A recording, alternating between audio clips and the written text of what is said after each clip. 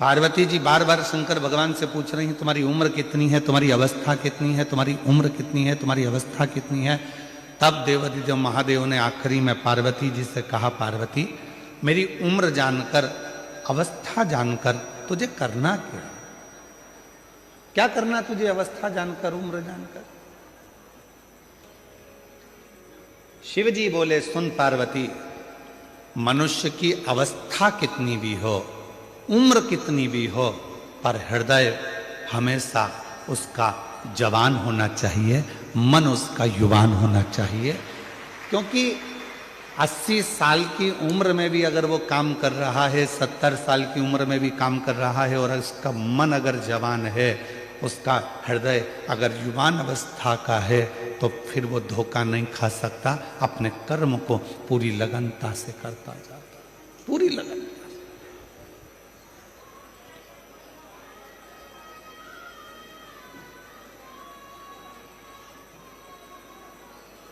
अब कोई आपसे पूछे, क्यों साहब भारत की भूमि का संचालन कर रहे माननीय प्रधानमंत्री जी की उम्र कितनी है? आप कहोगे 75 के हो, पर आज का नव युवक लड़का जितनी बजे अपना कमरा नहीं छोड़ पाता, उससे पहले माननीय प्रधानमंत्री जी नरेंद्र भाई मोदी जी अपना भवन छोड़कर जनमानस के बीच में पहुंच जाते हैं। इसको कहते हैं अवस्था नहीं देखना, भीतर की युवानता देखना। इसको अवस्था नहीं देखते, इसको भीतर की युवानता देखते हैं, अपने भीतर, अपने हृदय, अपने मन की युवा अवस्था।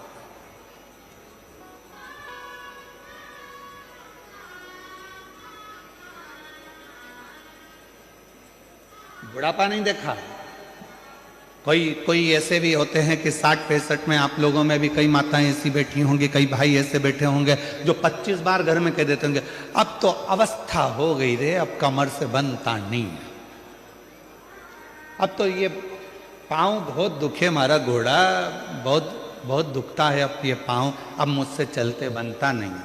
अब तुम 60 की, 65 की, 55 के, 50 के, कई बहुएं तो 40 साल की, 35 साल की, तो भी उनकी कहीं कमर दुख है, कहीं सिर दुख है, कहीं कोहनी दुख है, कहीं हाथ दुख है, कहीं नेत्र दुख है, दिन भर उनका कुछ ना कुछ दुखता रहता है। तो जरा विचार करिएगा महाराज, भीतर से वो अवस्था से बूढ़ी नहीं हो रही हैं, वो भीतर से बूढ़ी होती चली जा रही हैं। और शिव महापुराण की कथा कहती है, शंकर की कथा कहती है, शंकर भगवान कितने साल के हो गए, अवस्था कितनी हो गई, किसी को नहीं मालूम, परंतु शंकर भगवान के हृदय की तरुणाई, शिव जी के हृदय की युवान अवस्था कभी खत्म नहीं होती। वो लगनता से अपने कर्म के प्रति जागरूक बने रहते हैं।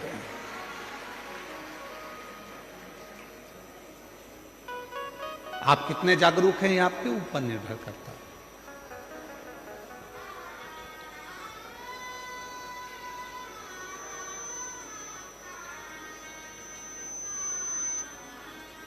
कोई 40 साल में ही पूरा बूढ़ा मान लेता है अपने आप को, कोई 50 साल में ही अपने आप को पूरा बूढ़ा मान लेता है, कोई 60 साल में अपने आप को बुजुर्ग मान लेता है, कोई 70 साल में आकर बुजुर्ग मान लेता है, और कोई ऐसा भी है जो 80, 85, 90 में भी पहुंचने के बाद अपने आप को बूढ़ा नहीं मानता, अपने काम की लगनता में लगा रहता है और अपने हृदय को युवान अवस्था में रखता है। अपने भीतर की युवान अवस्था वो खत्म ही नहीं होने देता।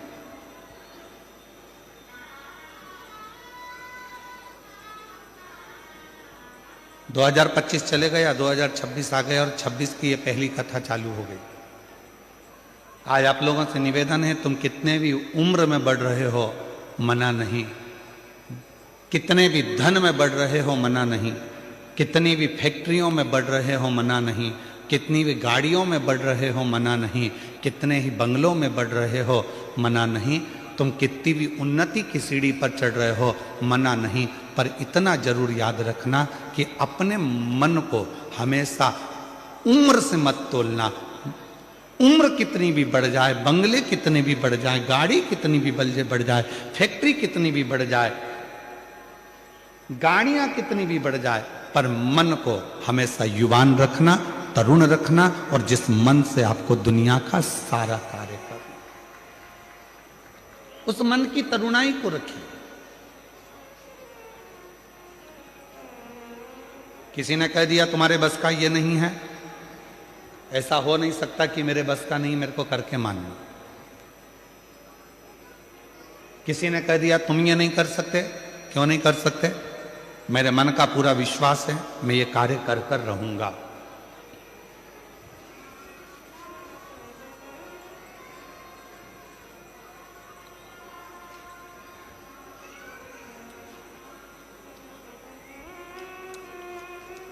मिश्रा जी,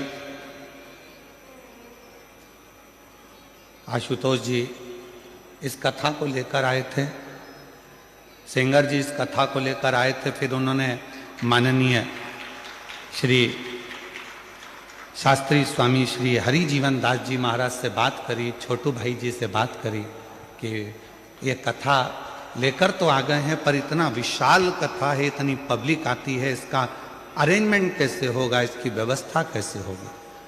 मैं छोटू भाई जी आपको धन्यवाद देता हूँ। इन्होंने, मिश्रा जी हमको बता रहे थे, आपसे तो हमारा मिलना नहीं हुआ था, तो मिश्रा जी कह रहे थे, सेंगर जी कह रहे थे कि छोटू भाई जी ने एकदम कह दिया चिंता मत करो, कथा लेकर आयो ना, कथा तो सूरत में होगी और ऐसी होगी कि खूब आनंद से शिव भक्त सुनते रहेंगे। ये विश्वास।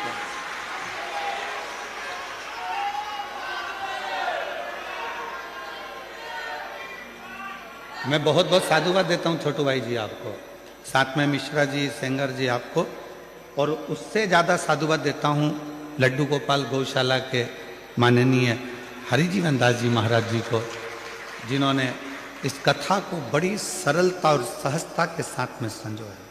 बहुत सारा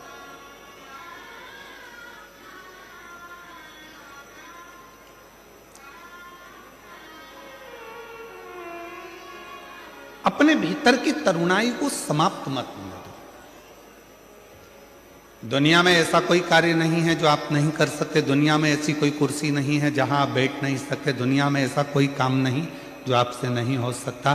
बस अपने भीतर की तरुणाई को जब आपने जागृत रखा है तो वो तरुणाई के साथ में आप आगे बढ़ेंगे तो अपने जीवन में सारी उलझनों को मिटाते हुए आगे बढ़ते बढ़ते अपनी मंजिल तक पहुंच ही जाओ। पहुंचो।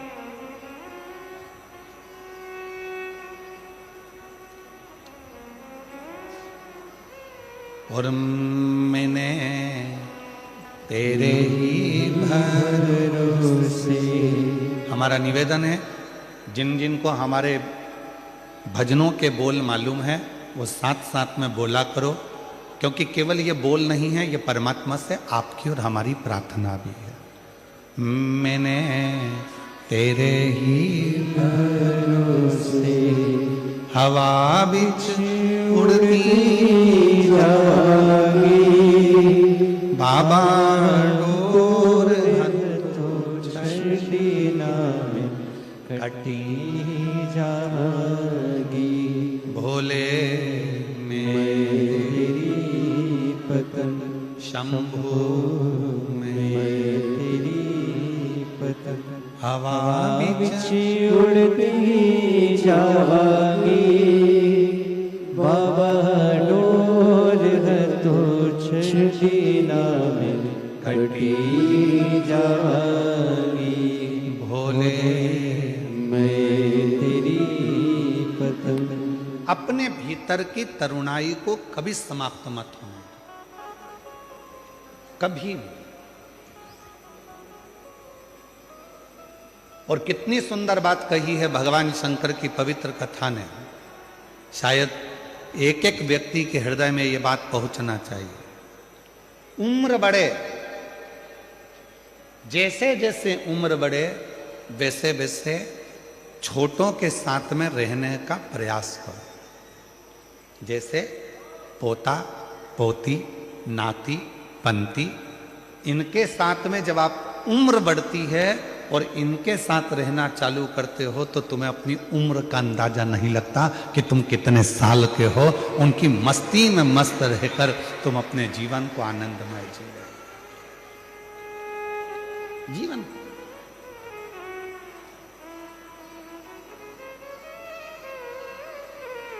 भगवान शिव जी से पूछा, भगवान देवादिदेव महादेव 33 कोटि देवता में केवल एक देवादिदेव महादेव ऐसे हैं जिनकी बहुएं भी आई, जिनके नाती पंती भी हुए। देवादिदेव महादेव ऐसे हैं, 33 कोटि देवता में केवल एक शंकर भगवान ऐसे हैं, किसी देवता ने अपनी लड़की का कन्यादान नहीं करा, पर 33 कोटि देवता में केवल देवादिदेव महादेव ऐसे हैं जिन्होंने अपनी बेटी का कन्यादान भी करा, अशोक सुंदरी। 33 कोटि देवताओं में एक देवता भगवान देवादिदेव महादेव ऐसे हैं जो कन्यादान भी करे हैं, जिनके घर में बहुएं भी आई हैं, रिद्धि सिद्धि भी आई है, जिनके घर में शुभ लाभ पोते भी आए हैं, फिर पर पोते आमोद और प्रमोद भी आए हैं। शंकर भगवान के पोते तो आए शुभ लाभ, साथ में अमोद और प्रमोद भी आए, उनके पर पोते भी आए। केवल शिव तो पार्वती जी से शिव जी ने कहा कि मेरे मन की युवानता का एक कारण और है कि मैं भीतर से बूढ़ा नहीं हुआ, मैं भीतर से बूढ़ा कभी नहीं हुआ।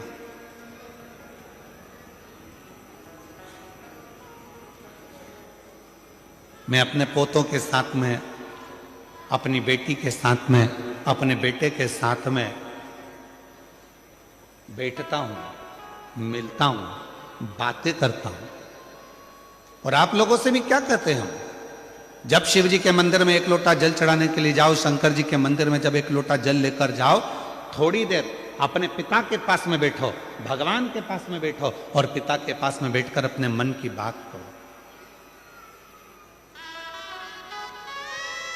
संसार के लोगों से कहोगे तो हो सकता है कि वो एक ना एक जगह पर जाकर कह दें, बाद में तुम्हारी हंसी उड़ा दें, बाद में तुम पर उंगली उठा दें, बाद में तुम्हारे लिए अपशब्द कह दें, बाद में तुम पर ताना दे दें। पर यदि तुम्हारे मन में कोई दुख है, तकलीफ है, कष्ट है, परेशानी है, तो जाओ एक लोटा जल अपने घर से भरकर शंकर के मंदिर तक लेकर जाओ और देवादिदेव महादेव को जल चढ़ाकर अपने हृदय की बात कहो, तो धीरे धीरे वो दुख, वो तकलीफ, वो कष्ट तुम्हारा मिटते चले जाएगा।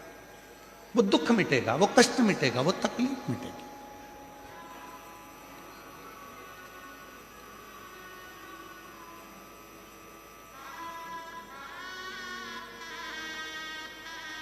और शंभु शरणे पड़ी मांगू घड़ी घड़ी दुख काटो दया करी निदर्शन आपो शंभु शरणे पड़ी मांगो घड़ी रे घड़ी दुख काटो दया करी निदर्शन आपो। शिव के पास थोड़ी देर जाकर बैठो, भगवान ओघड़दानी के पास में थोड़ी देर जाकर बैठो, कुछ मन की बात देवादिदेव महादेव से कहो। सुनेंगे शिव, क्यों नहीं। शंकर भगवान को लोग पशुपति नाथ कहते हैं। दुनिया में केवल एक है देवादिदेव महादेव, मेरे शंकर भगवान पूरे देवों में, जो एक पशु, पक्षी, जीव, जलचर, थलचर, वायुचर सबकी बातों को ध्यान लगाकर सुनते हैं, सबकी बात।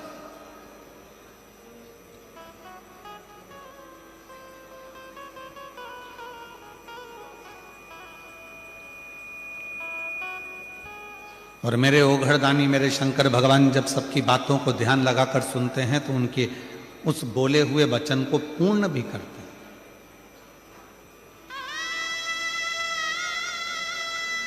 एक बड़ा सुंदर प्रसंग है राजा भोज का।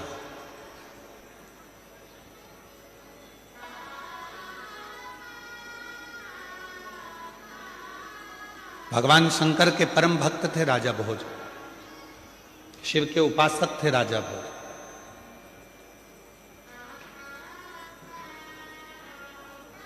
और भगवान शंकर की अविरल भक्ति में डूबे रहते थे राजा भोज। एक मां अहिल्याबाई होलकर, एक राजा भोज, वीर शिवाजी महाराज,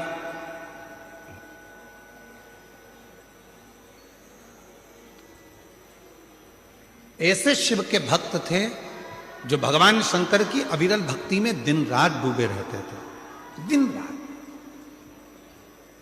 अपनी प्रजा का संचालन भी करते थे, अपनी प्रजा को देखते भी थे, पर साथ में शंकर जी की अविरल भक्ति को धारण भी करते थे। और मेरी जीजियों, मेरे जीजाओं, मेरी बेटियों बेटाओं में और मेरे बुजुर्ग माँ बापों से निवेदन है, मेरे माता पिता से निवेदन करूं, तुम दिन भर व्यस्त रहो, तुम अपने काम में डूबे रहो, अपनी फैक्ट्री में डूबे रहो, अपने दुकानों में डूबे रहो, अपने कार्य में, अपनी नौकरी में, अपने सब काम में डूबे रहो, मना नहीं है, पर निवेदन है 24 घंटे में से कम 24 मिनट भी ना निकले तो 24 सेकंड ऐसे निकालो जो भगवान शंकर के पास जाकर बैठकर अपने मन की बात कह सको और शिव जी आपके मन की बात की पूर्णता कर सके।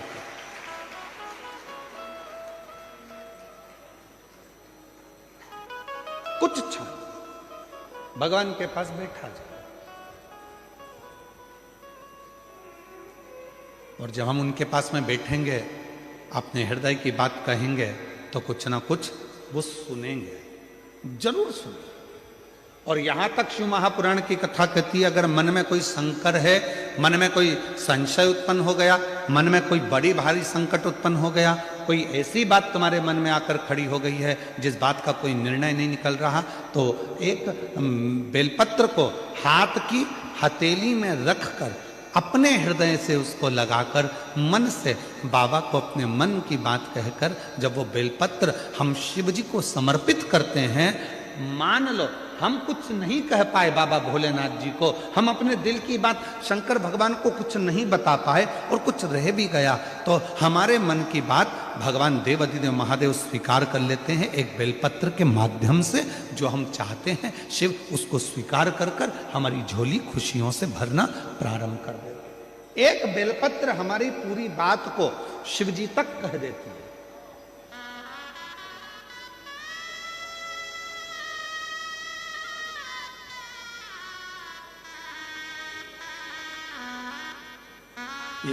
इसीलिए कहते हैं एक लोटा जल,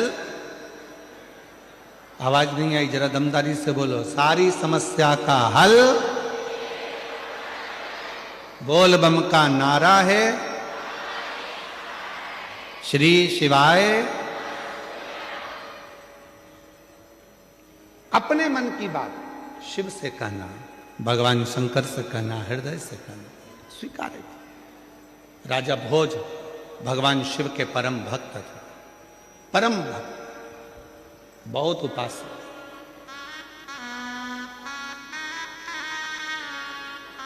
और शिव की अविरल भक्ति में दिन रात राजा भोज लगे रहते थे, भगवान शंकर की आराधना करा करते थे। एक बार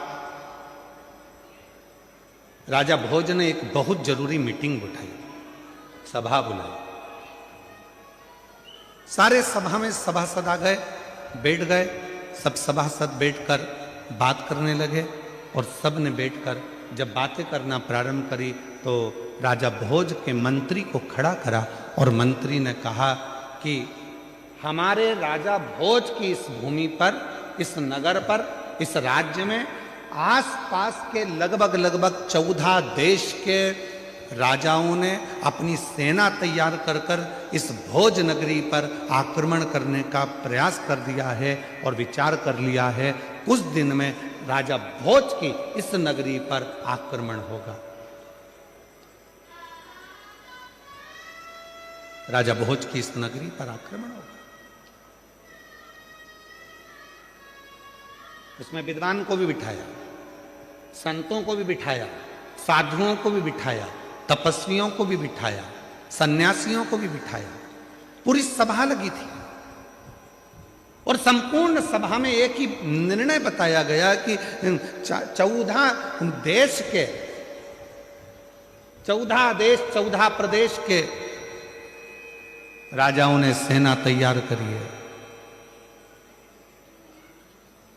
और सेना तैयार कर कर वो आक्रमण कर रहे हैं। अब क्या करें? निर्णय दिया जाए, कैसे लड़ा जाए, निर्णय दिया जाए। इतने में मंत्री ने कहा, महाराज अपने पास में तो एक देश से लड़ने की सेना है, पर बाकी के देशों से लड़ा जाए इतनी सेना हमारे पास में नहीं। हमारे पास इतनी सेना नहीं है कि हम बाकी के लोगों से लड़ सकें, बाकी के लोगों के पास में इतने सारे देशों के युद्ध एक साथ में कर सकें, ये हमारे बस की बात नहीं है। तो अब कोई निर्णय निकाला जाए। तो सब ने निर्णय निकाला, सब ने कुछ कहा, कोई कुछ कहता था, कोई कुछ कहता था। कोई कहता था कि अपने देश में चारों तरफ खड्डे खोद कर उसमें आग लगा दी जाए जिससे दूसरे देश का व्यक्ति हमारे देश में ना आए। फिर किसी ने कहा हिंसक पशु पक्षियों को छोड़ दिया जाए जिससे ये सब समाप्त हो जाए। डीले कर तुम कम करो, बाहर की आवाज थोड़ी ज्यादा आ रही है, उसको कम करो। कुछ ना कुछ ऐसा करा जाए जिससे ये सब हमारे पास में ना पहुंच पाए ना। तो फिर करें क्या? उसी में एक विद्वान बैठा हुआ था। उस विद्वान ने तुरंत कहा, एक काम करते हैं, हमने सुना है कि भगवान देवादिदेव महादेव को अगर प्रसन्न कर लिया जाए और भगवान शंकर यदि प्रसन्न हो गए, शिव यदि प्रसन्न हो गए, तो फिर कुछ भी दूसरा देश का कोई सैनिक हमारा बाल बांका नहीं कर सकता। ये विद्वानों ने राजा भोज से कह दिया और राजा भोज ने तुरंत शिव को प्रसन्न करने के लिए, भगवान शंकर को प्रसन्न करने के लिए राजा भोज ने अपने जितने आभूषण थे, रतन थे, माणिक थे, मोती थे, जितने भी हीरे पन्ना थे, सब शिव जी को समर्पित करना प्रारंभ कर दिया। जगह जगह पर जाते भगवान शंकर की पूजन करते, जिस ज्योतिर्लिंग में जाते शिव की आराधना करते, शंकर भगवान पर सोना चांदी हीरा पन्ना चढ़ा देते, माणिक चढ़ा देते, मोती चढ़ा देते, रतन चढ़ा देते, आभूषण चढ़ा देते। सारे जगह पर जा जाकर शंकर की आराधना करते, माणिक मोती हीरा पन्ना सोना चांदी सब चढ़ाते, पर शिव जी प्रसन्न नहीं। और इससे पहले अभी जो मुंबई में कथा हुई थी उसमें हमने एक बात कही थी, आप लोगों के स्मरण में होगी, शायद आप लोगों ने ध्यान दिया होगा। उस कथा में कहा था, मेरे शंकर भगवान को रिझाने के लिए बहुत सारे धन की जरूरत नहीं है, मेरे शंकर भगवान को रिझाने के लिए बहुत सारे वस्त्र की जरूरत नहीं है, मेरे शंकर भगवान को रिझाने के लिए बहुत सारे आभूषण की जरूरत नहीं है, मेरे शंकर भगवान को रिझाने के लिए बहुत सारा आडंबर की जरूरत नहीं है, मेरे शंकर भगवान को रिझाने के लिए बहुत सारे वस्त्र बदलने की जरूरत नहीं है। मुंबई की कथा में कहा था, शंकर भगवान को रिझाना है तो दिल से जाकर एक लोटा जल समर्पित कर दो और 3 बार ताली बजाकर हर हर महादेव कह दो, मेरा शिव प्रसन्न हो जाता, मेरा शंकर प्रसन्न हो जाता।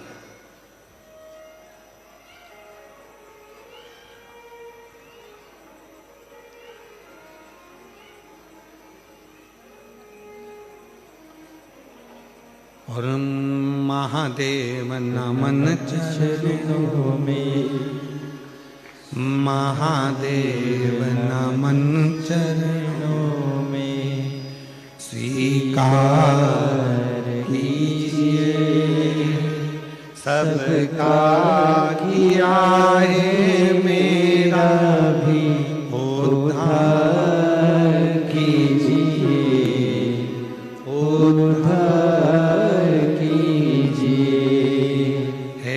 त्रिपुंडधारी, हे त्रिशूलधारी, हे त्रिपुंडधारी, त्रिशूलधारी। चरणों में तेरे बाबा जी पावन है चारों धाम।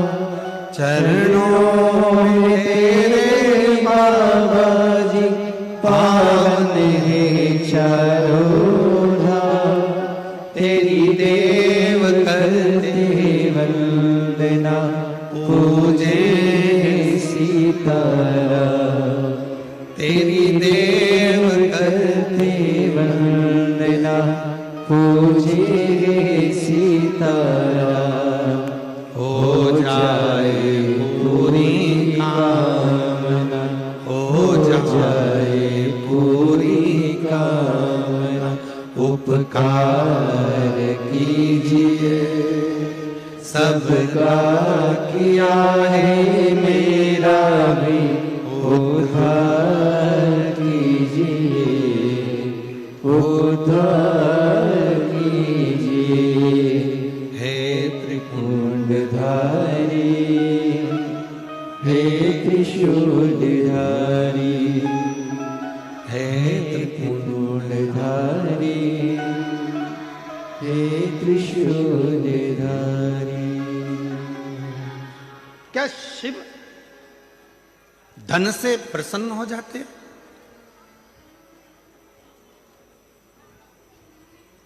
क्या शंकर भगवान वैभव से प्रसन्न हो जाते हैं? क्या शंकर भगवान बहुत सारे माणिक मोती हीरा सोना चांदी अंबर पीतांबर से प्रसन्न हो जाते हैं?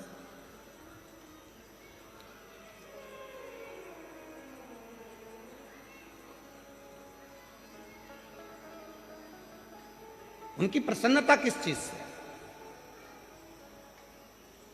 हमारे सूरत वाले सोमानी जी बैठे हैं जिनका कपड़ों का यहां काम है।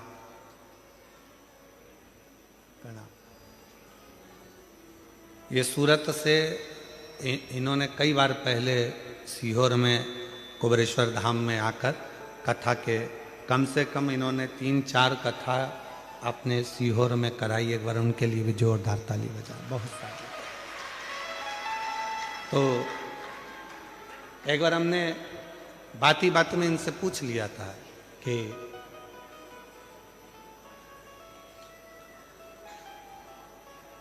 आपको कुबरेश्वर धाम का बहुत पहले की बात है, लगभग 2017 की बात होगी, 15-16-17 में ऐसा कुछ समय होगा।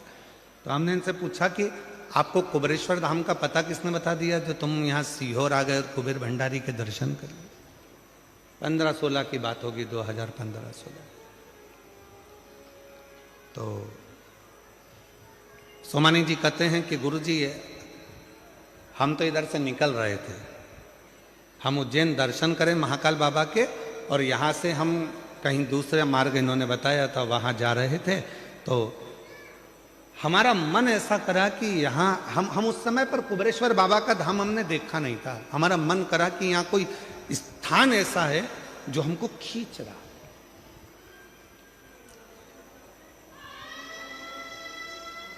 तो हम अपनी गाड़ी को वापस मोड़े, ड्राइवर से कहा कि लेकर चलो। यहाँ पहुँचे।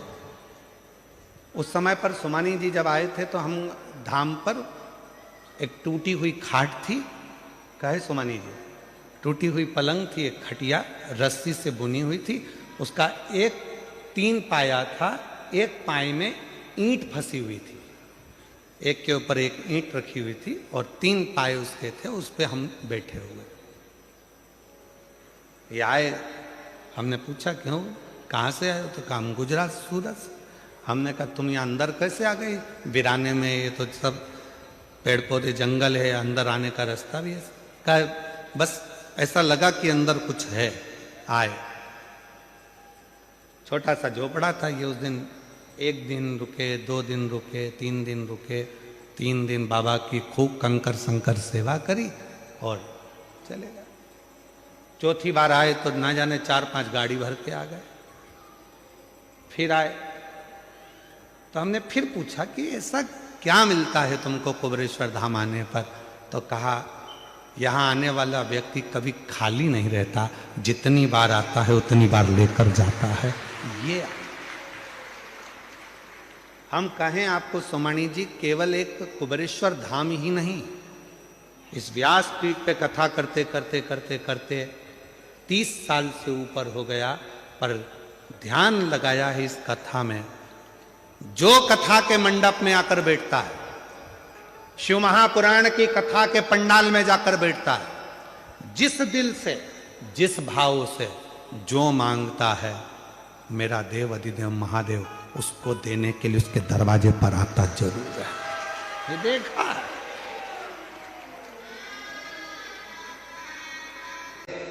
हरिओम में ओम समाया है और मेरा भोला सूरत में आया।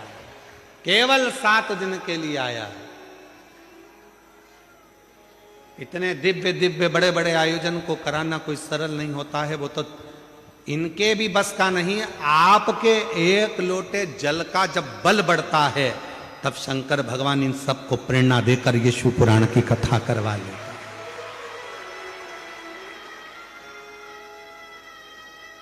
निमित्त बनाया, इसमें मिश्रा जी को, सेंगर जी को, छोटू भैया जी को, साथ में छोटू भाई जी को, फिर साथ में महंत जी को, लड्डू गोपाल गौशाला को, इन सबको एक बाबा ने जोड़ा है। किसके लिए जोड़ा? तुम्हारे लिए।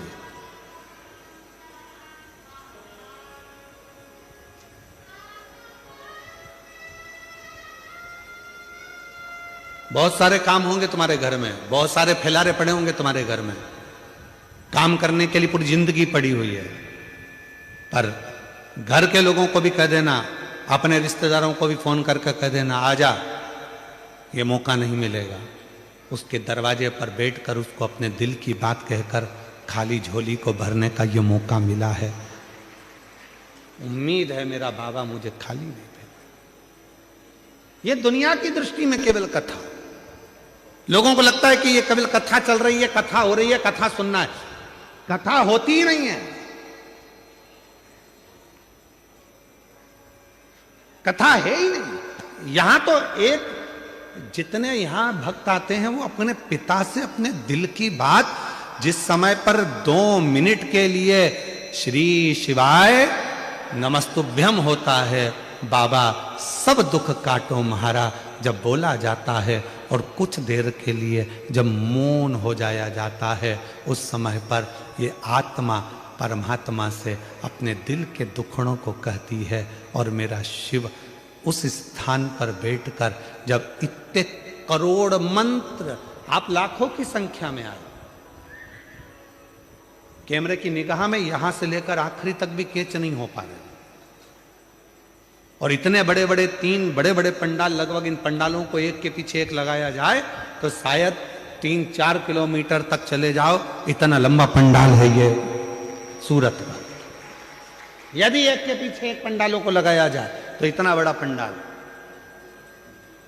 आप लाखों की संख्या में आए हो, और इतने सारे लाखों भक्त एक साथ बैठकर जब श्री शिवाय नमस्तुभ्यम कहते हैं, मंत्र का जाप करते हैं, करोड़ों मंत्र आपस में टकराकर विभिन्न होते हैं, और उन मंत्रों को जब हम उच्चारण करते हैं, बोलते हैं, वो मंत्र हमारी श्वासों में 3.5 करोड़ रोम छिद्र ये मनुष्य के शरीर में है, और इन 3.5 करोड़ रोम छिद्र में ये भगवान शंकर का नाम समाहित हो जाता है। और जब हम कुछ कहते हैं तो शिव उसको स्वीकार कर कर हमारी झोलियां खुशियों से भरकर चला जाता है। ये शिव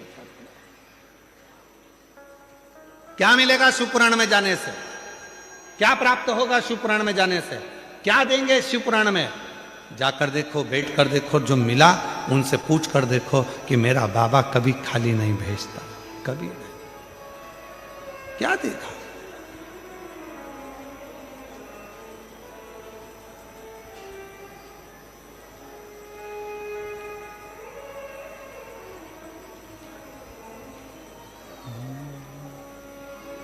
जो दिल से मांगोगे वो दिल से दे देगा, जो दिल से मांगोगे वो दिल से दे देगा। बस आप दिल से जो बोलोगे वो दिल से प्रदान करेगा। जो दिल से मांगोगे वो दिल से दे देगा, जो दिल से मांगोगे वो दिल से दे देगा। मेरा भोला भंडारी रे खाली झोली भर देगा। मेरा भोला भंडारी है खाली झोली भर देगा। मेरा भोला भंडारी रे खाली झोली भर देगा। मेरा भोला भंडारी है खाली झोली भर देगा।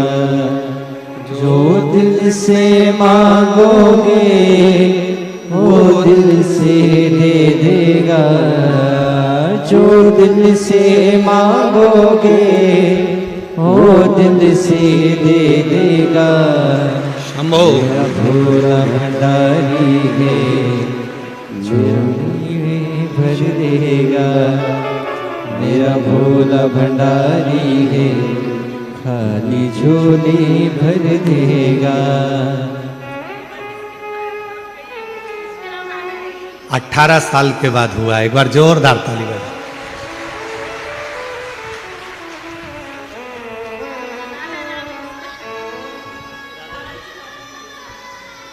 रोते नहीं, खुश हो। आंसू पोछो, पहले आंसू पोछ के जाओ। अब तो दे दिया बाबा ने, अब क्या सोचो।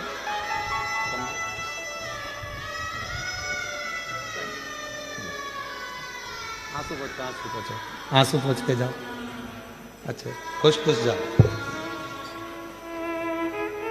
आप भी आंसू पोछो, पहले आंसू पोछो। बाबा के पास से जाओ तो खुश होते। जो दिल से मांगोगे वो दिल से दे देगा। जो दिल से मांगोगे वो दिल से दे देगा। वो बेर भंडारी रे खाली झोली भर देगा। कुबेर भंडारी है खाली झोली भर देगा। मस्तक पे चंदा है उजियारा कर देगा। मस्तक पे चंदा है उजियारा कर देगा। मेरा भोला भंडारी है खाली झोली भर देगा। मेरा भोला भंडारी है खाली झोली भर देगा। मेरा भोला भंडारी है खाली झोली भर देगा। मेरा भोला भंडारी है खाली झोली भर देगा। जो दिल से मांगोगे वो दिल से दे देगा। जो दिल से मांगोगे 30 साल के बाद बेटे की नौकरी, गाड़ी और बंगला सब बाबा ने दिया है। एक बार जोरदार ताली बजाओ। जो दिल से मांगोगे वो दिल से दे देगा। जो दिल से मांगोगे वो दिल से दे देगा। जो दिल से मांगोगे वो दिल से दे देगा। मेरा भोला भंडारी रे खाली झोली भर देगा। मेरा भोला भंडारी है खाली झोली भर देगा। मेरा भोला भंडारी रे खाली झोली भर देगा। मेरा भोला भंडारी है खाली झोली भर देगा।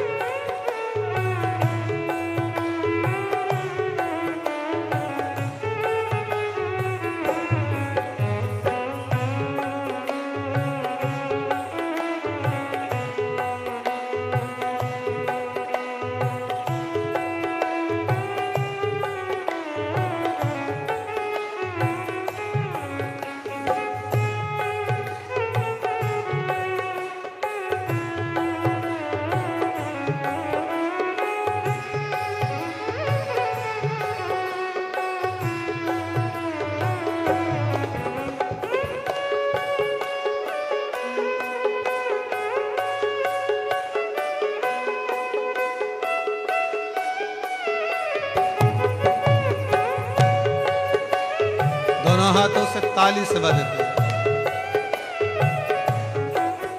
मस्तक पे चंदा है उजियारा कर देगा। मस्तक पे चंदा है उजियारा कर देगा। मस्तक पे चंदा है उजियारा कर देगा। मस्तक पे चंदा है उजियारा कर देगा।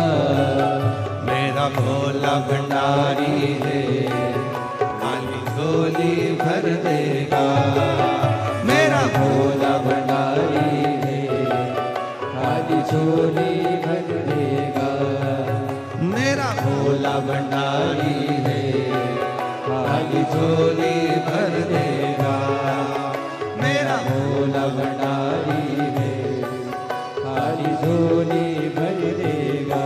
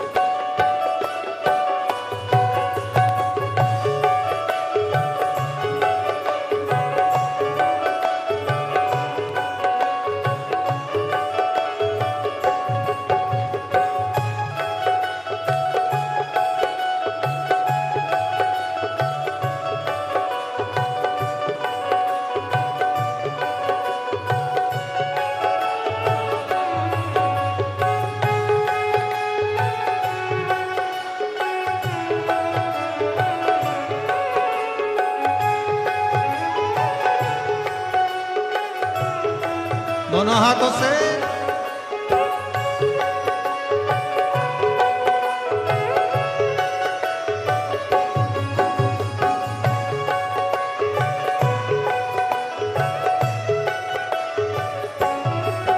मस्तक पे गंगा है वो शीतल कर देगा। मस्तक पर गंगा है वो शीतल कर देगा। मस्तक पे गंगा है वो शीतल कर देगा। मस्तक पे गंगा है वो शीतल कर देगा। मेरा भोला भंडारी है खाली झोली भर देगा। मेरा भोला भंडारी है खाली झोली भर देगा। दिल से पूछोगे दिल से देगा। जो दिल से मांगोगे वो दिल से दे देगा। जो दिल से मांगोगे वो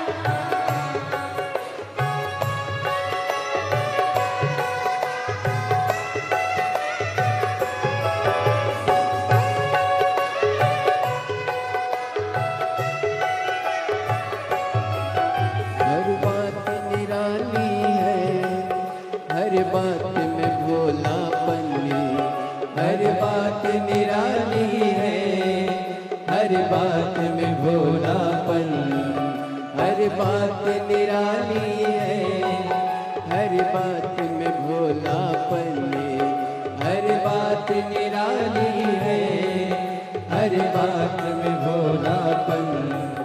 मेरा भोला भंडारी है, मेरा भोला भंडारी है, खाली झोली भर देगा। मेरा भोला भंडारी है, खाली झोली भर देगा। मांगोगे वो दिल से दे देगा, जो दिल से मांगोगे वो दिल से दे देगा। मेरा भोला भंडारी है, खाली झोली भर देगा। मेरा भोला भंडारी है, खाली झोली भर देगा। मेरा भोला भंडारी है, खाली झोली भर देगा। जो दिल से मांगोगे वो दिल से दे देगा, जो दिल से मांगोगे वो दिल से दे देगा। मेरा भोला भंडारी है, खाली झोली भर देगा। मेरा भोला भंडारी है, खाली झोली भर देगा। मेरा भोला भंडारी है, खाली झोली भर देगा। मेरा भोला भंडारी है, खाली झोली भर देगा। मेरा भोला भंडारी है, खाली झोली भर देगा। मेरा भोला भंडारी है, खाली झोली भर देगा। मेरा भोला भंडारी है, खाली झोली भर देगा। मेरा भोला भंडारी है।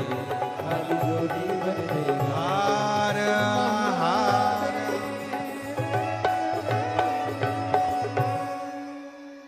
अपने स्थान पर बैठकर बाबा देव हरिदेव महादेव को अपने मन का भाव बड़े हृदय से, दिल से बाबा को प्रार्थना करिए, विनय करिए, निवेदन करिए, बाबा को अपने मन का भाव कहिए। जहाँ जगह मिले वहाँ बैठ जाओ और दिल से बाबा को अपने मन का भाव कहिए।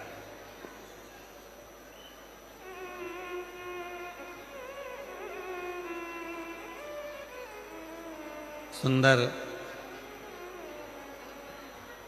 माघ का महीना चल रहा है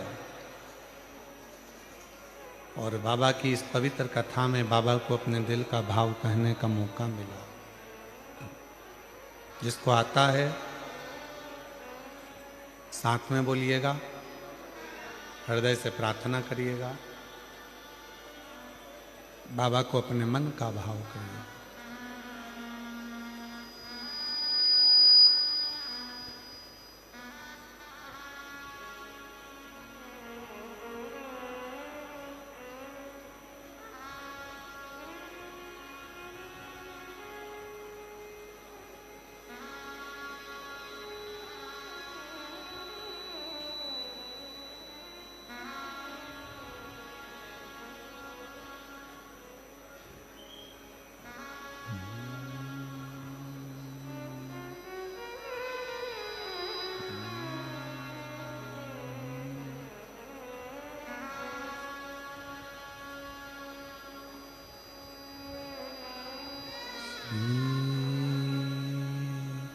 शिवाय नमस्तु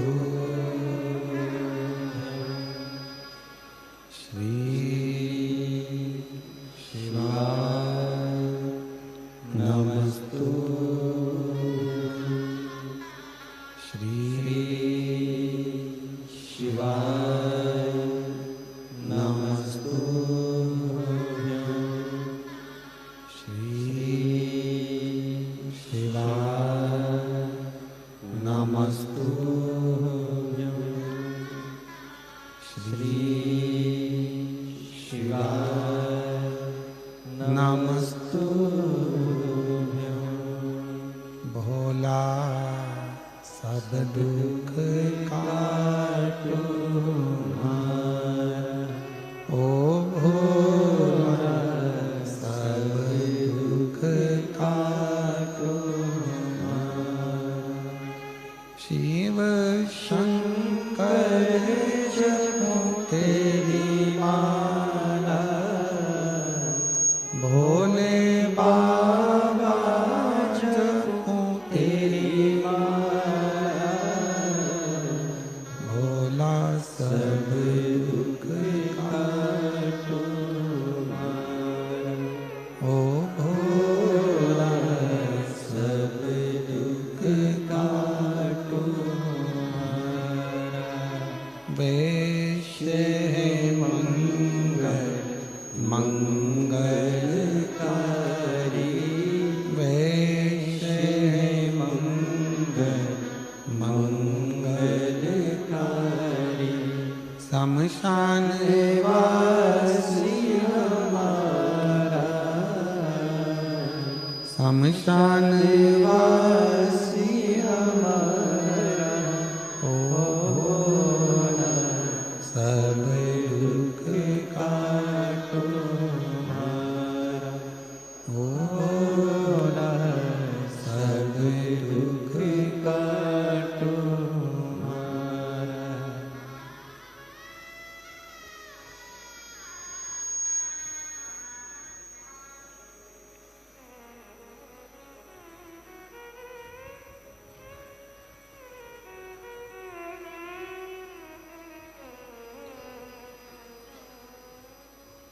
बाबा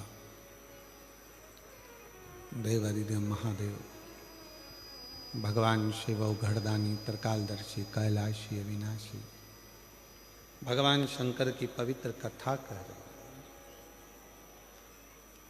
शिव महापुराण की कथा वर्णन कर रही है।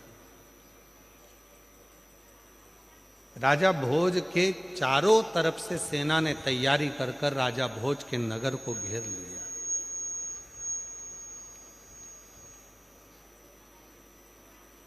और इतनी सेना राजा भोज के पास में नहीं है कि इतने देशों से वो लड़ सके।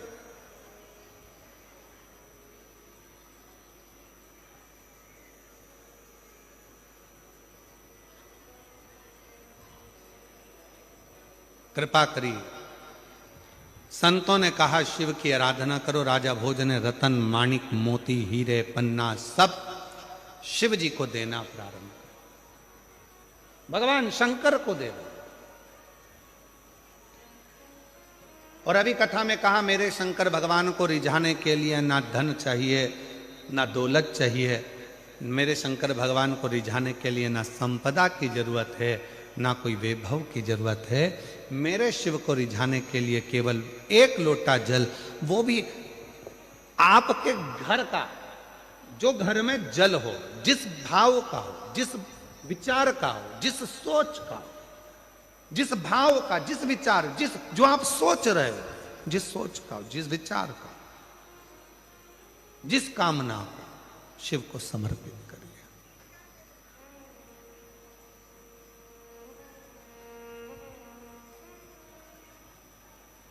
क्यों नहीं सुनेगा बाबा? जो दिल से मांगोगे, बोलो बोलो, आप बोलो, वो दिल से देगा। जो दिल से मांगोगे वो दिल से देगा। मेरा भोला भंडारी है, खाली झोली भर देगा। मेरा भोला भंडारी है, खाली झोली भर देगा। राजा भोज ने रतन चढ़ाए, माणिक चढ़ाए, मोती चढ़ाए, हीरे चढ़ाए, रतन आभूषण चढ़ाए, पीतांबर चढ़ाए, अंबर चढ़ाए, सब कुछ चढ़ाया, पर राजा भोज के शिव प्रसन्न नहीं हुए, भगवान शंकर प्रसन्न नहीं हुए। और मेरी जीजियों, मेरे जीजाओं, मेरी बेटियों, बेटाओं, मेरे बुजुर्ग माँ बाप, याद रखना, शंकर भगवान तुम्हारे धन और वैभव से कभी प्रसन्न नहीं हो सकते। शंकर भगवान तुम्हारी सत्ता से, शंकर भगवान तुम्हारी बहुत सारी गाड़ियों से या बंगले से भगवान शंकर प्रसन्न नहीं हो सकते। अगर भगवान शंकर को प्रसन्न करना है तो उसका केवल एक साधन है, भीतर से कपट को निकालकर, छल को निकालकर, अपने भीतर से कहीं काम आसक्ति को निकालकर तब शिव को प्रेम का एक लोटा जल समर्पित करिए, शिव उसको स्वीकार कर लेंगे और आपकी झोलियां खुशियों से भरना प्रारंभ कर देंगे, तब शिव स्वीकार। बोल बम का नारा है, हार हार, तब शिव स्वीकार करें, नहीं चाहिए उन्हें।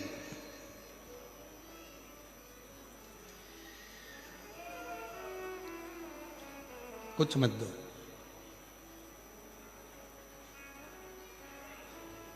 अभी हमने मुंबई की कथा में कहा था कि सूरत में एक मंदिर ऐसा भी है जहां भगवान शंकर को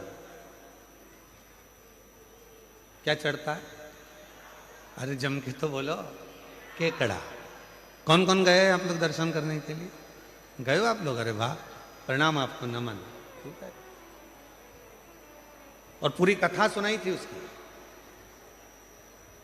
शंकर भगवान के उस केकड़े की और शिव की पूरी कथा कही थी कि जब मेरे भगवान प्रतिदिन, मेरे राम जी महाराज रोज का एक पार्थिव लिंग का निर्माण करते हैं, पूजन करते हैं। जब समुद्र के तट पर बैठकर पार्थिव लिंग का निर्माण कर रहे थे, बार बार वो केकड़ा शिव जी के पास में आकर पूजन पर चढ़ रहा था। शंकर भगवान की पूजन में से राम जी उसको हटा रहे थे, फिर आ जाता था, लक्ष्मण जी फिर हटा देते थे, फिर आता था, लक्ष्मण जी फिर हटा देते थे।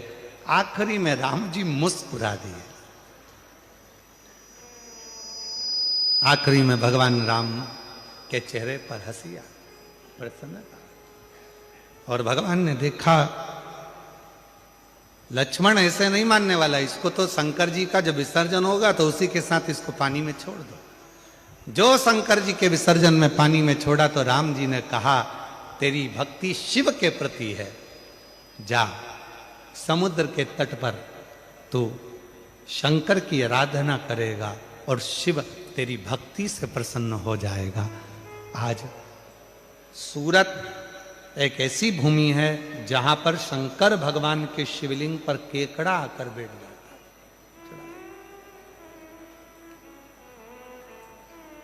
पूरी दुनिया में ऐसा कोई मंदिर नहीं है, भारत की भूमि पर या पूरे विश्व में, केवल एक सूरत में। सूरत। अब जरा विचार करो, जो केकड़े को चढ़ाने पर भी केकड़े का उद्धार कर देता है, तो कोई चाहे 2 कौड़ी का हो चाहे करोड़ों का हो, वो सब करोड़पति का भी उद्धार कर देता है और 2 कौड़ी का भी उद्धार सबका। छोटू भाई, कभी कभी इतने अच्छे अच्छे मंदिरों को देखकर, जो उस नगर में रहता ना, उनको देख देख के हमको जलन होती है। काय मिश्रा जी, ठीक है, कभी कभी अंदर से जलन होती है। बताओ, इतने अच्छे, कहां शंकर का वो स्थान कि केकड़ा भी चढ़े तो उद्धार, पशु पक्षी भी अगर आकर खड़ा हो जाए तो उद्धार। ऐसा शिवलिंग सूरत नगर में, ऐसा शिवलिंग। तो कभी कभी मन में आता है, कितनी कृपा सूरत वासियों पर मेरे भोलेनाथ ने कर रखी है कि भगवान शंकर की कृपा आप सब पर बनी हुई है, जो इतने नजदीक में रहकर शिव की इतनी आराधना करते, साधना करते। और हो सकता है कोई पिछले जन्म के अच्छे कर्म मुझे बाबा तेरा, कोई पिछले जन्म के अच्छे कर्म मुझे बाबा तेरा, जहां सारी दुनिया झुकती है, जहां सारी दुनिया झुकती है, मुझे वो आली दरबार मिला, दरबार मिला। कोई पिछले जन्म के अच्छे कर्म मुझे बाबा तेरा साथ मिला। कोई पूर्व का अच्छा कर्म होगा जिसके कारणवश भगवान शंकर ने कृपा करी, शिव जी ने करुणा करी, शिव ने दया करी।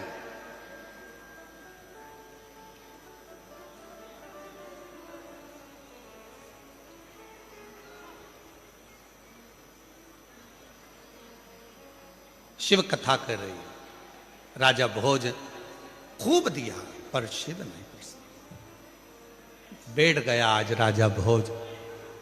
सूचना मिल गई राजा भोज को कि सेना तैयार होकर चल दी है और 14 प्रदेश की सेना राजा भोज के ऊपर आक्रमण करने वाली है और करोड़ों सैनिक उनके साथ में है। राजा भोज बैठा था,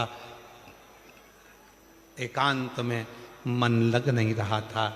जब व्यक्ति कोई फालतू बैठा होता है, कोई काम नहीं होता है, हमने देखा है कई लोगों को, अगर किन्हीं के गले में माला पहना दो और माला पहना दी और अगर मालूम पड़े बहुत सारा लेक्चर चल रहा है और कोई व्यक्ति का मन नहीं लग रहा तो क्या करता है, माला में से फूल तोड़ता रहेगा, बैठा बैठा पत्ती तोड़ेगा, फूल तोड़ेगा, माला तोड़ेगा, धीरे धीरे धीरे धीरे कहीं पत्ती तोड़ेगा, कहीं फूल तोड़, उसका मन वो फूल में वो समय लगाने का प्रयास कर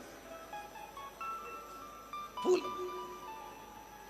अब राजा भोज ने क्या करा, एकांत में बैठा था, चित्त लग नहीं रहा था, मन लग नहीं रहा था, तो राजा भोज ने क्या करा, मट्टी का ढेला उठाकर एकत्रित करा और मट्टी के ढेले को एकत्रित करा और मट्टी के ढेले को एकत्रित जैसे ही करा, राजा भोज को लगा ये मट्टी इकट्ठी करते करते मुझे ऐसा लग रहा है जैसे शंकर का शिवलिंग बन गया हो। पर मैंने तो इतनी शिव की आराधना करी है, जिसने जैसा कहा मैंने शंकर की वैसी आराधना करी तो भी शिव प्रसन्न नहीं होते हैं। और राजा भोज की आंख में से आंसू उस मिट्टी के ढेले पर गिर गया। मिट्टी के ढेले पर वो आंख का आंसू गिरा।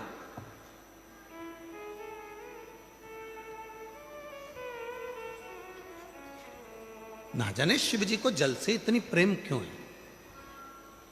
मेरे भगवान शंकर को जल तत्व से जितना प्रेम है उतना प्रेम किसी से, इसलिए शायद शंकर भगवान ने अपने मस्तक पर गंगा को रख रखा। इसलिए शिवजी महाराज ने, भगवान शंकर ने अपनी 5 बेटियों को अपने मस्तक पर जल की धार लगाने के लिए रख रखा है। जया, विषहरा, शामली बारी, दौतली, देव। शिव जी की 5 लड़कियां ऊपर से बूंद बूंद पानी टपकाती रहती। शिव जी के ऊपर जो जलाधारी होती है जिसमें से पानी गिरता रहता है वो शंकर जी की 5 लड़कियां हैं, जिसमें से पानी शंकर जी के ऊपर बूंद बूंद गिरता है। 5 लड़कियों का नाम क्या है, साथ में बोलिएंगे सभी लोग। जया, विषहरा, शामली बारी, दौतली, देव। ये शंकर जी की 5 लड़कियां। और एक बेटी और है जिसका नाम है अशोक सुंदर। ऐसी 6 लड़कियां हैं शिव।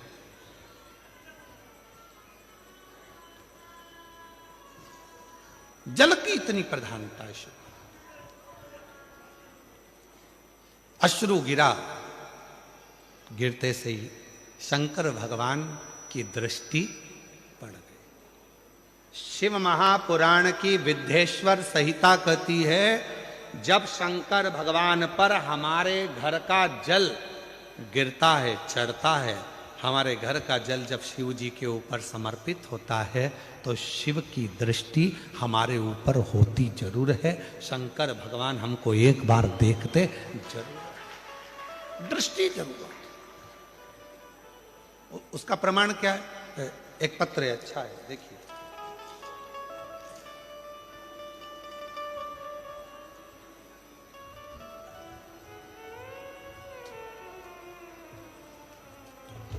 गुरुजी, पद्माबेन गणपतलाई प्रजापति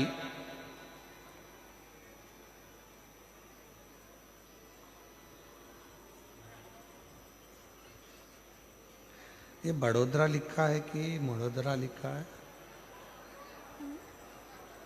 है? मोड़ादरा। तुम समझ गए, बस जान दो।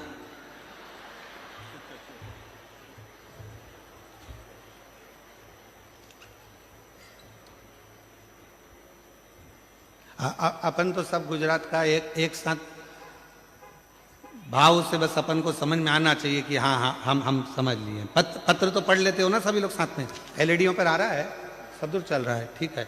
तो साथ में कहीं अटके करे तो तुम भी पढ़ दिया करो, ठीक है। गुरुजी, मैं पद्माबेन गणपत लाई प्रजापति देश देश देश के प्रकाश नगर की रहने वाली हूँ। ठीक है बाबा, मैं भोलेनाथ का क्या बखान करूं। मेरे बेटे को 3 साल से नौकरी नहीं लग रही थी। जब आप पहली बार सूरत आए तब किसी ने कहा कि पंडाल में बैठकर जो मांगते हैं वो मिलता है। 3 साल से बेटा अप्लाई कर रहा था पर नौकरी नहीं थी। हम गए, कथा के पंडाल में बैठकर पूजन करी। वहां की मिट्टी को बेटे को भी मस्तक पर लगाया, हमने भी लगाया। वहीं से हम प्रणाम कर कर पहली बार हमने किसी कथा के पंडाल में कथा सुनी और बाबा को प्रणाम किया। कहीं बैठे हो पद्माबेन गणपतलाई प्रजापति प्रकाश नगर की रहने वाली हैं, कहीं बैठी हो तो आ सकती हैं एक बेलपत्र लेने के लिए, और अगर बैठी हो तो हाथ हिला सकती हैं। हमने पहली बार सूरत में कथा सुनी थी। हमारा विश्वास नहीं था, क्या ऐसा होता है कि कथा के पंडाल में बैठकर जो मांगो वो बाबा दे देता है। फिर भी हम कथा के पंडाल में पहुंचे, बेटे को साथ लेकर गई, प्रणाम करा और बाबा की कृपा से आज मेरे बेटे की सरकारी नौकरी लग गई। मैं बाबा को यहाँ प्रणाम करने के लिए यहाँ आई हूँ, बाबा को नमन करने के लिए। दूसरा पत्र देखिए, अच्छा पत्र है।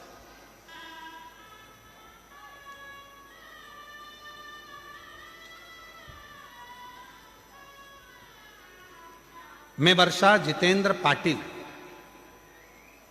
मैं चलथान की रहने वाली हूं। अरे दिखाओ तो क्लोज करके, इसको क्लोज कर दो तो ये लोग पढ़ लेंगे। ठीक है, क्या लिखा है? हाँ मतलब हम सही बोले? ठीक है, फिर तो आपके वाले हो गए। चलथान की रहने वाली हूं, मेरा मोबाइल नंबर ये है। मैं क्या गुणगान करूं गुरुदेव। बाबा भोलेनाथ की कृपा से शंकर का कंकर शंकर पूजन कर कर आई। गुरुदेव, मेरा बेटा अभिषेक जितेंद्र पाटिल, सरकारी नौकरी के लिए मैंने बाबा से प्रार्थना करी थी और बाबा ने ऐसी कृपा करी कि मेरे बेटे का सिलेक्शन इंडियन आर्मी में हो गया। मैं बाबा को यहाँ प्रणाम करने के लिए आई हूँ। गुरुदेव, मेरे एक बेटे की नौकरी लग गई पर मन में लालच भरा गया। मैंने सोचा जब बाबा एक जगह कथा के पंडाल में सब कुछ दे सकता है तो बाबा हमारे सूरत में आया। जब सूरत में आया तो मैंने अपने दूसरे बेटे के लिए नौकरी मांगी और बाबा ने ऐसी कृपा कर दी कि मेरे बेटे का सिलेक्शन भारतीय वायुसेना के उच्च पदाधिकारी के पद पर हो गया। मैं बाबा को यहाँ प्रणाम करने के लिए आई हूँ। कहीं बैठी हो आप ही हैं? आ जाइए, आ जाओ। तीसरा पत्र, मेरा नाम सो प्रमीला बाई भानुदास मराठे, मैं सूरत की रहने वाली हूं। कहीं बैठी हो तो हाथ हिला सकती हैं। अगर कहीं बैठी हो तो हाथ हिला सकती हैं और बेलपत्र लेने के लिए आ सकती हैं।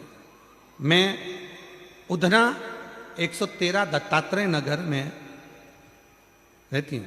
मेरा बेटा बेबाव भानुदास मराठे आर्मी की भर्ती की तैयारी कई सालों से कर रहा था पर किन्हीं कारणों से उसका हो नहीं पा रहा था।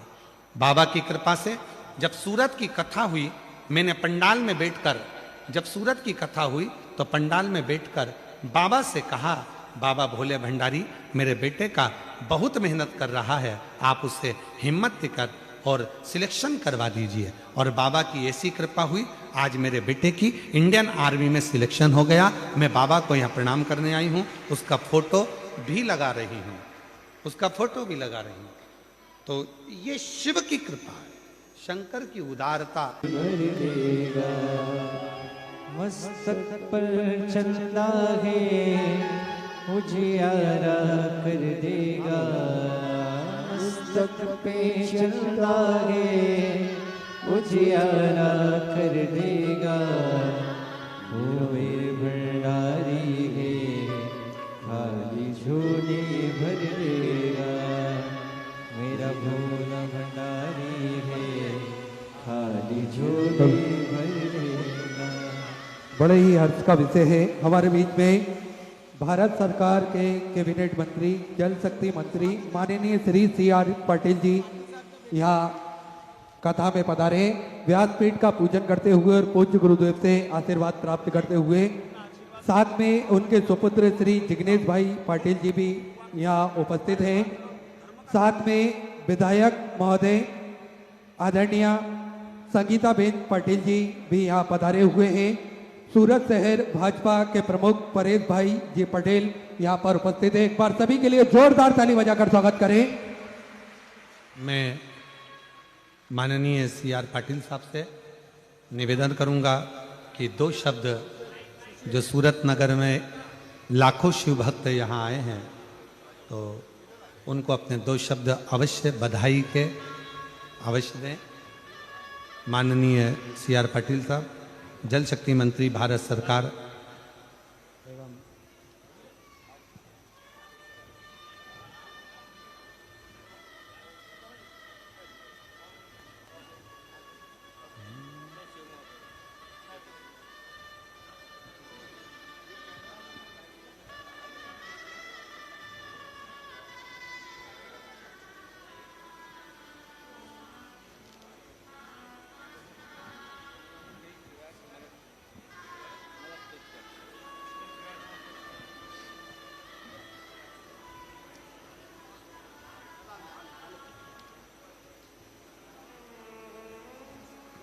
श्री लड्डू गोपाल गौशाला द्वारा आयोजित शिव महापुराण कथा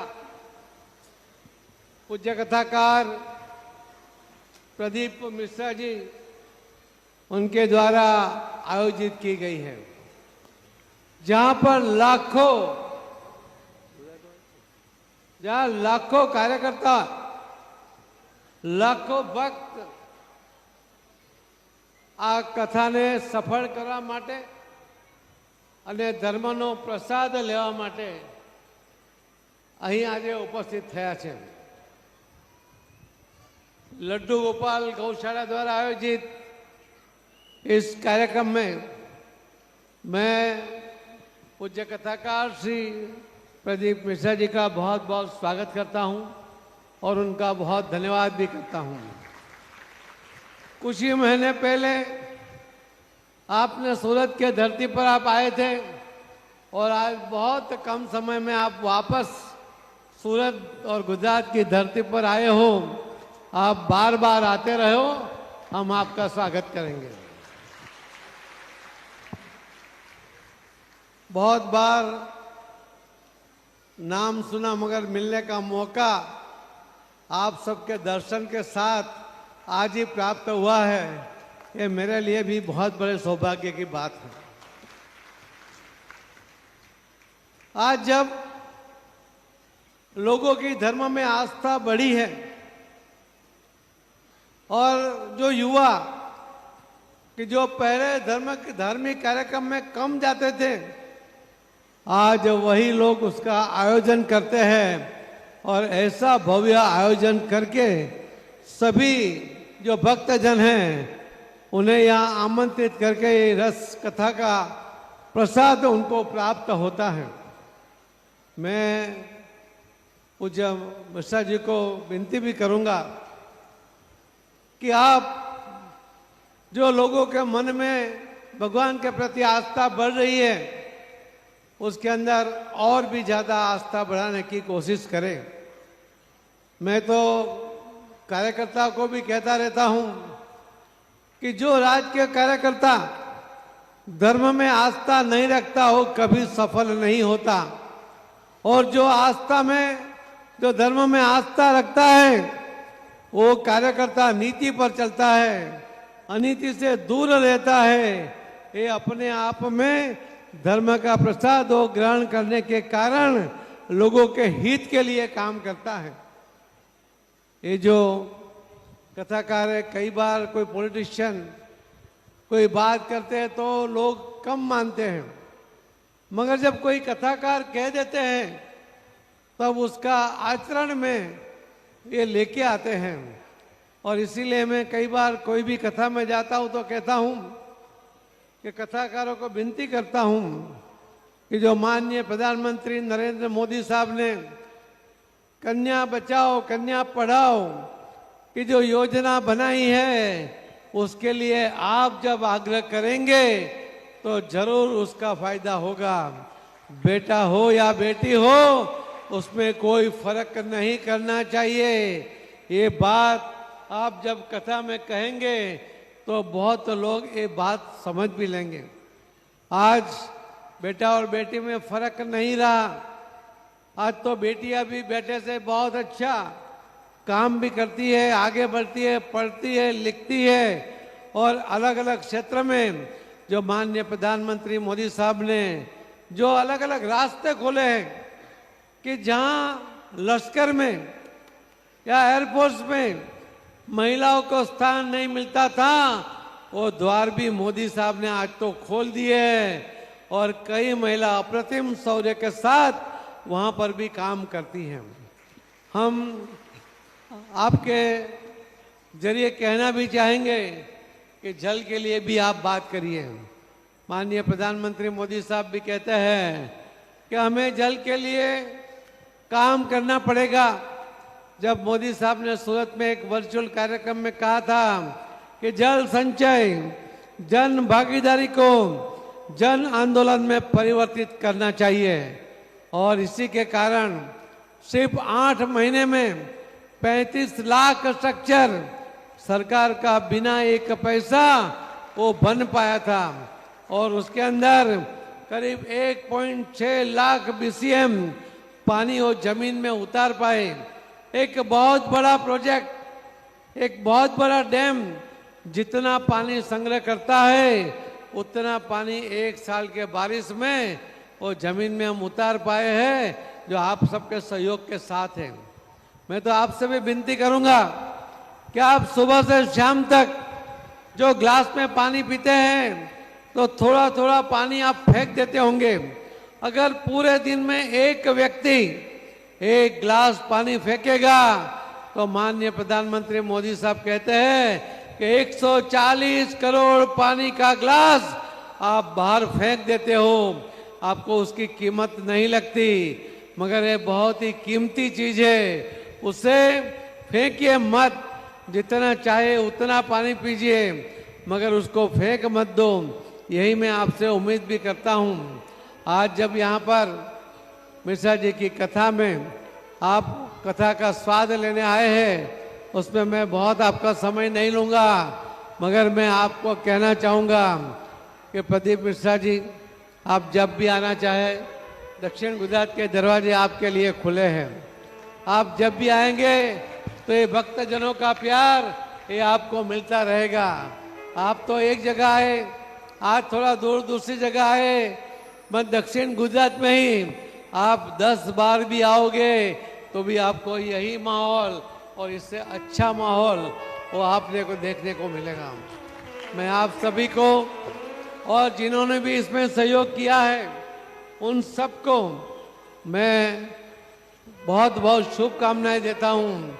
श्री छोटू भाई, संगीता बहन, जिग्नेश भाई, लालजी भाई, परेश भाई, आशुतोष भाई, स्वामी जी, हमारे स्वामी जी, वो पहली बार इन्होंने इतना बड़ा आयोजन किया और वो भी सफल हुए हैं। आप सबका, इन सबका आशीर्वाद आपको मिलता रहे, यही मेरी भगवान से प्रार्थना है और मिश्रा जी हम भी मिलते रहेंगे। इसी के साथ में मेरी बात को यहाँ विराम कर दूंगा। बहुत बहुत धन्यवाद। भारत माता की धन्यवाद।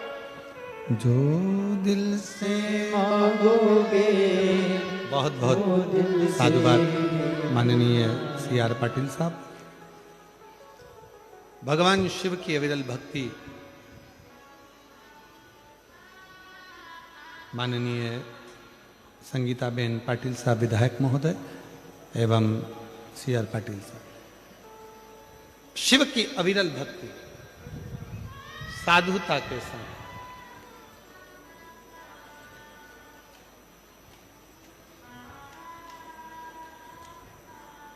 आप शिव को कह क्या रहे हैं? भगवान शंकर को अपने मन का भाव क्या कह रहे हैं?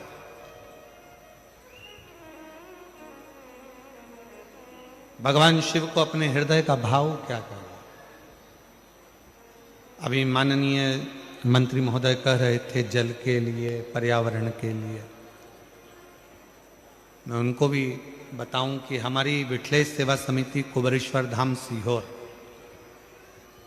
इस वर्ष जो महाशिवरात्रि आ रही है उस महाशिवरात्रि को ग्रीन शिवरात्रि का नाम दिया है, जिसमें प्रत्येक घर से एक बेलपत्र का पौधा पूरे विश्व में लोग लगा रहे हैं और उस पौधे को रोपित कर रहे हैं उस शिवरात्रि के दिन। कहते हैं शिवरात्रि के दिन लगाया गया पौधा हमारे घर का वंश बढ़ाता है। इसलिए महाशिवरात्रि के दिन इस ग्रीन शिवरात्रि को मनाएंगे आप और हम सब, और वृक्षारोपण कर कर पूरी पृथ्वी को हरा भरा करेंगे। और जो 12 महीने शिवरात्रि आती है उस 12 महीने की शिवरात्रि पर उस वृक्ष को जल अवश्य चढ़ाएंगे, जिससे हमारे 12 महीने बाबा देव अधिदेव महादेव की शरण में निकले और हमारा जीवन सार्थक हो। शिव तत्व कह रहा है, राजा भोज की कथा कह रही है। महाराज मिट्टी के ढेले पर अश्रु गिर गया, राजा भोज समझ नहीं पाया, ध्यान नहीं गया, बस दुखी थे अंदर से, नैनों से नीर बह रहा था, आंखों में से आंसू निकल रहे थे। और जब नैनों में से नीर बह रहा है, वो अश्रु जब मिट्टी के ढेले पर गिरे तभी मेरे भगवान शिव का ध्यान गया। कई लोग कहते हैं गुरुजी शंकर भगवान पे हम जल चढ़ाते हैं और आप कहते हो शिव जी हमारे मन की बात सुनते हैं, तो केवल जल चढ़ाने से बाबा भोलेनाथ मन की बात कैसे सुन लेते? केवल जल चढ़ाने से? शिव महापुराण की विद्धेश्वर संहिता में वर्णन आता है कि जब हम भगवान शंकर को जल जैसे ही चढ़ाते, जैसे कोई व्यक्ति बेसुध है, उसकी शुद्धता नहीं है, और हमने जैसे ही जल का छींटा दिया उसकी आंखें खुली और उन्होंने देखा, उसी तरह जब हम अपने घर का जल एक लोटा लेकर जाते हैं और शंकर भगवान को जब समर्पित करते हैं तो एकदम भगवान शिव का ध्यान हमारी ओर जाता है, और हम कैसे भी जीव हों तो भी भगवान देवाधिदेव महादेव हमारा कल्याण कर देते हैं, कैसे भी जीव। आइए आ जाओ।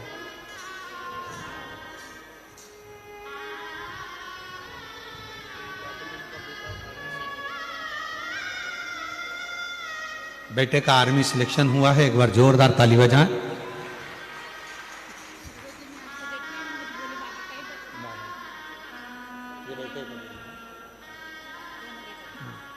एक बेटे का इंडियन आर्मी में, एक का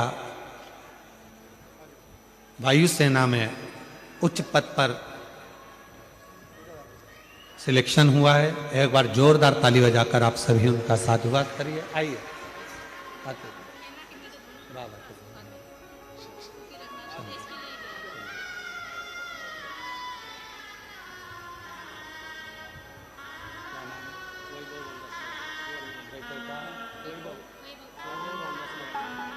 बेटे का आर्मी में सिलेक्शन हुआ है, एक बार जोरदार ताली बजाएं।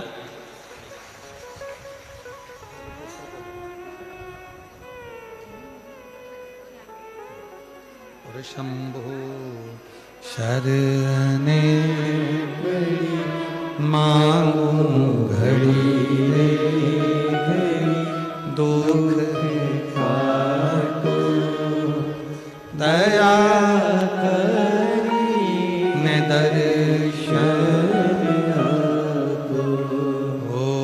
शंभु शरणे मांगू घड़ी दुख काटो दया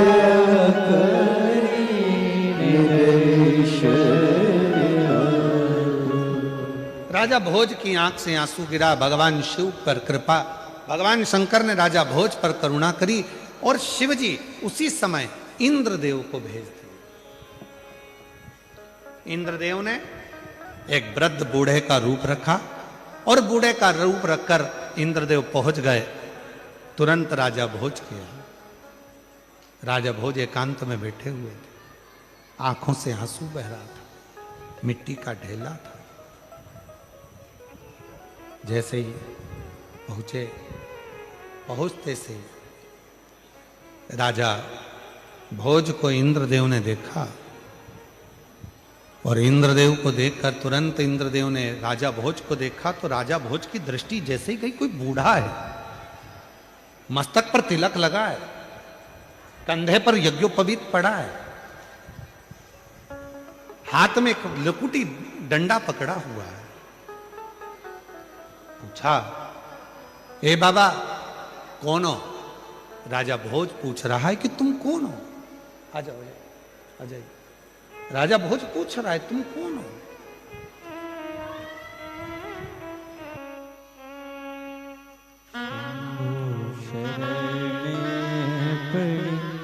मांगो घड़ी रे घड़ी दुख काटो, दया करी दर्शन। दीदी कह रही है हिंदी में लिखना नहीं आता, बताना तो बहुत कुछ था। बेटे का शादी भी पक्का हो गया, सरकारी नौकरी भी लग गया और बाबा की कृपा से सब कार्य हो गया। बधाई, जोरदार ताली बजाएं एक बार। साधु पूछा, आप कौन हो? राजा भोज ने पूछा। इंद्रदेव बोले, भैया मैं ब्राह्मण हूं, यहां से निकल कर जा रहा था, आपको देखा एकांत में बैठे हुए तो पूछने आ गया कि बात क्या है। राजा भोज कुछ नहीं बोले, बस नैनों से नीर गिर रहा था।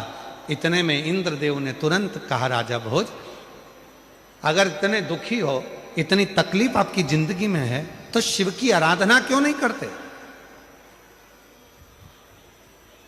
राजा भोज आंख के आंसू पोंछते हुए बोले, बाबा शंकर भगवान की आराधना करता रहा, मैंने माणिक मोती हीरा पन्ना सब कुछ शिव जी को समर्पित करा, फिर भी मेरे शंकर भगवान मुझ पर प्रसन्न नहीं होते हैं।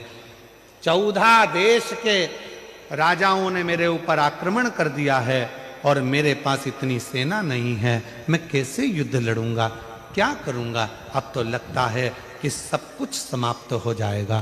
तब इंद्रदेव जो बूढ़े का रूप रखकर आए थे, उन्होंने कहा, राजा भोज अभी तक तूने शंकर भगवान को माणिक दिए, अभी तक तूने शंकर भगवान को रतन दिए, अभी तक तूने शंकर भगवान को हीरा पन्ना दिया, अब एक काम कर, शिव जी प्रसन्न हो जाते हैं एक चुटकी भस्म से। केवल एक चुटकी भस्म तू शंकर भगवान को चढ़ा दे। क्या शिव जी को रतन नहीं चाहिए? नहीं। माणिक मोती नहीं, अंबर पीतांबर कुछ नहीं, बस शंकर भगवान को भस्म प्रिय है। क्यों प्रिय है? क्योंकि शंकर भगवान की अर्धांगिनी माता सती जब जलकर भस्म हुई थी, उस राख को मेरे शंकर भगवान ने अपने तन पर धारण कर लिया था और वो भस्म शिव को इतनी प्रिय हो गई कि दुनिया का कोई व्यक्ति एक चुटकी भस्म भी अगर शिव को चढ़ा देता है तो शंकर भगवान उसके कष्टों को, उसके दुखों को समाप्त कर देते हैं। इतनी कृपा शिव कर देते, इतनी कृपा। ठीक है, गए। राजा भोज ने एक क्षण की देरी नहीं करी, क्योंकि 14 देश की सेना चारों तरफ से आ रही थी और राजा भोज ने थोड़ी सी भस्म उठाकर भगवान देवाधिदेव महादेव को समर्पित कर दी। भस्म चढ़ी, राजा ने अपने शरीर पर 11 स्थानों पर भस्म को लगा लिया और वो भस्म लगाकर राजा भोज जब तलवार लेकर अपनी सेना को साथ लेकर चारों तरफ राज्य में जब खड़ा हो गया, शिव की ऐसी कृपा हुई कि जहां जहां मस्तक पर लगी हुई भस्म का कण गिर रहा था, जो सेना आ रही थी उसका पांव आगे बढ़ ही नहीं पा रहा था। जो सेना आ रही है उसका पांव ही नहीं बढ़ पा रहा, वो सेना आगे ही नहीं बढ़ पा रही। 14 देश के राजा हार कर चले गए। राजा भोज बैठे थे। आज देव अधिदेव महादेव को साधुवाद देने लगे, बाबा इतने बड़ी सेना को हराना ये किसी के बस की बात नहीं है, पर बाबा अगर इतनी बड़ी सेना को अगर हराया है और इतना बड़ा विजय अगर मुझे प्रदान करी है तो केवल वो तुम्हारे भस्म ने करी है, केवल तुम्हारे भस्म। इसलिए मेरी जीजियों, कभी कभी जब आपको ऐसा लगने लगे कि बहुत अकेली हूं, सबने साथ छोड़ दिया, कोई मेरा साथ नहीं देता, परिवार नाते रिश्ते कुटुंब कबीले सब मुझे छोड़ दिए, तब शंकर के मंदिर में जब आप बैठे हो या जल चढ़ा रहे हो तो वहां की जो रज है, वहां की जो मिट्टी है, वहां का जो कण है, वहां की जो रज है, मिट्टी है, उसको भी अगर अपने मस्तक पर चढ़ाओगे तो निश्चित है उस रज में ना जाने कौन सा शिव भक्त अपने मस्तक पर त्रिपुंड लगाकर आया होगा, शरीर पर भस्म लगाकर आया होगा, वो भस्म की कण जमीन पर गिरी होगी, वो कण जब हमारे शरीर पर लगेगी तो निश्चित है कि तुम्हारा दुख कटेगा जरूर, वो दुख समाप्त जरूर, दुख समाप्त।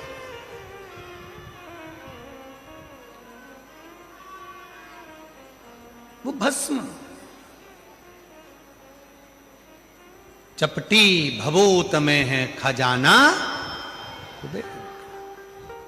जो तन पर भस्म चढ़ रही है। भगवान हुआ क्या, शिव महापुराण में महत्तम में वर्णन आता है, एक देवराज नामक का ब्राह्मण जो कभी ब्राह्मण कुल में रहने के बाद भी ब्राह्मण कर्म नहीं कर पाया, जिसने कभी ना वेद पढ़ा, ना शास्त्र पढ़ा, ना कोई कर्म करा, ना कोई पाठ पूजन करी, ना कभी शंकर के मंदिर में गया, फिर भी वो देवराज मरा तो उसको लेने के लिए देवाधिदेव महादेव आ गए और नंदी पर बिठाकर लेकर गए।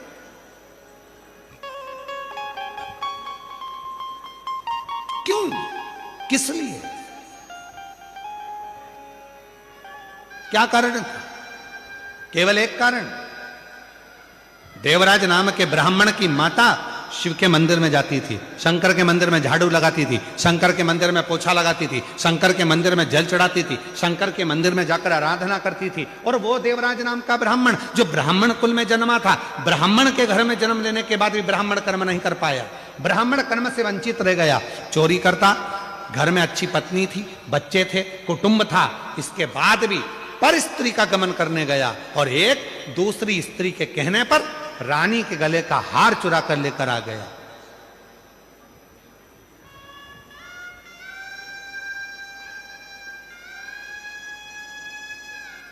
और वो हार जो रानी के गले का चुरा कर लाया, दूध पीछे पड़े, शरीर में ताप पड़ने लगा, बुखार आने लगा, कहां जाऊं? शंकर का एक टूटा सा मंदिर था, शिवालय था, उसमें जाकर छुप कर बैठ गया। दूत ढूंढते रहे, वो शिवालय में बैठा हुआ है और कांप रहा है, और उसी शिवालय में शिव महापुराण की कथा चल रही थी। कथा उसके कानों में पड़ी, जैसे ही महादेव का नाम लिया गया, हर हर महादेव कहा गया, बोलते से देवराज के सिर में दर्द हो रहा था, बाहर निकल गया, बेलपत्र के वृक्ष की छांव में, बेलपत्र के वृक्ष की छांव में उसने अपने प्राणों को त्याग दिए। और जैसे ही प्राण त्यागे, मेरे ओघड़दानी उसको नंदी पर बिठाकर ले जा रहे हैं। देवराज ने प्रश्न कर दिया कि मेरे जैसा पापी, जिसने ना कभी भजन करा, ना संकीर्तन करा, ना कीर्तन करा, ना मंदिर में जल चढ़ाया, ना कभी मंदिर में दीप जलाया, ना कभी मंदिर में आराधना करी, ना मंदिर में कभी साधना करी, ना मैंने कोई मंत्र पढ़ा, ना वेद पढ़ा, ना शास्त्र पढ़ा, और मेरे जैसे पापी का उद्धार आपने कर दिया, ऐसा मैंने करा क्या? तब भगवान देवाधिदेव महादेव ने डमरू का नाद कर कर कहा, देवराज तूने कुछ नहीं करा, पर तेरी माता मंदिर जाती थी, जल चढ़ाती थी, और जब घर आती थी उसके शरीर में, उसके कपड़ों में, उसके शरीर में मंदिर की मिट्टी, मंदिर की रज, मंदिर का जल उसके शरीर में लग जाता था। और वो जब घर आती थी, वो रज उसके घर में चारों तरफ फैल जाती थी। उस रज के छूने से तेरी बुद्धि सही हो गई और तू चोरी का धन लेकर भी शंकर के मंदिर में चले गया और वहां तेरा उद्धार हो गया। वो रज में इतनी महत्वता, वो रज में इतनी महत्वता। वो रज कोई साधारण है क्या? इधर का हमको नहीं मालूम गुजरात का, पर हमारे मध्य प्रदेश में एक नियम है। मिश्रा जी, उत्तर प्रदेश में भी नियम है।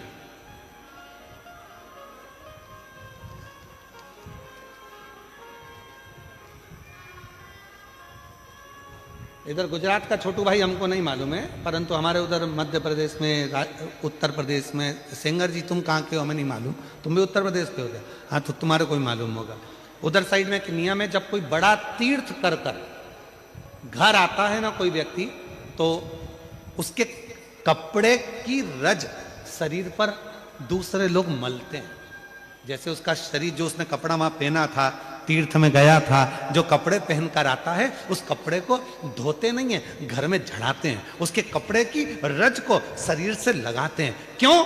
हम तो बद्रीनाथ नहीं गए, हम केदारनाथ नहीं गए, हम अमरनाथ नहीं गए, हम सोमनाथ नहीं गए, हम द्वारका नहीं गए, हम रामेश्वरम नहीं गए, हम जगन्नाथ नहीं गए, पर जो होकर आया है उसके कपड़े में जो रज लगी होगी वो मंदिर की ही तो रज होगी। जब हमारे शरीर से लगेगी तो हम जैसे जीवों का भी कल्याण कर देगी, इसलिए उस रज को लगा,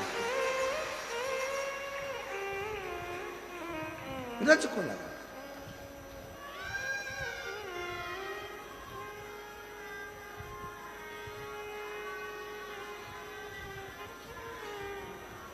कोई बहुत बड़े, कोई गमी में गया, दुख में गया, हॉस्पिटल गया, तो उसके कपड़ों को धो दिया जाता है। पर कोई तीर्थ गया, कोई तीर्थ गया, कोई भगवान की अविरल भक्ति करने गया, उसके कपड़ों को धोते नहीं, उसके कपड़ों को तो झड़ाते हैं। पूरे घर के अंदर उसको झटकारा जाता है कि इसके शरीर में जो कण लगा है, इसके शरीर में जो तीर्थ की रज लगी है, वो रज हमारे जीव को, हमको प्राप्त हो।